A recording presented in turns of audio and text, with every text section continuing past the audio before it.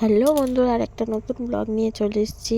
তো আগে থেকেই বলে দিচ্ছি, আমার প্রচণ্ড ঠান্ডা লেগেছে, তার জন্য গলাটা আমার কাকের মতো কা কা করছে।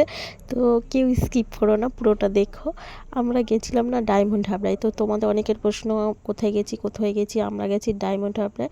আমার বোনের দিদি শাশুড়ি মারা গেছিলো, মানে ওর শ্বশুরবাড়িতে ওর দিদি শাশুড়ি আজকের শ্রাদ্ধের কাজ ছিল। তো সেই অনুষ্ঠানেতেই গেছিলাম।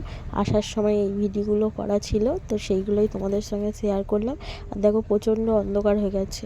আমরা মানে যখন অনুষ্ঠান থেকে ফেরত আসছিলাম, তখন প্রায় 7টা, সাড়ে 7টা বেজে গেছে। তো এইটা হচ্ছে ডায়মন্ড হাবড়া স্টেশন। এখানে আমরা সবাই চলে এসেছি, কিছুক্ষণের মধ্যেই ট্রেনও চলে আসবে।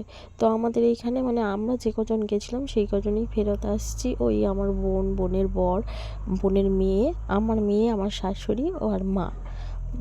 তো এই কজনই গেছিলাম। আর অনুষ্ঠানের দিন সন্ধ্যাবেলায় ফেরত আসছিলাম।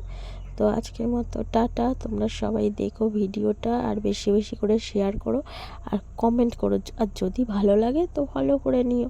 টাটা।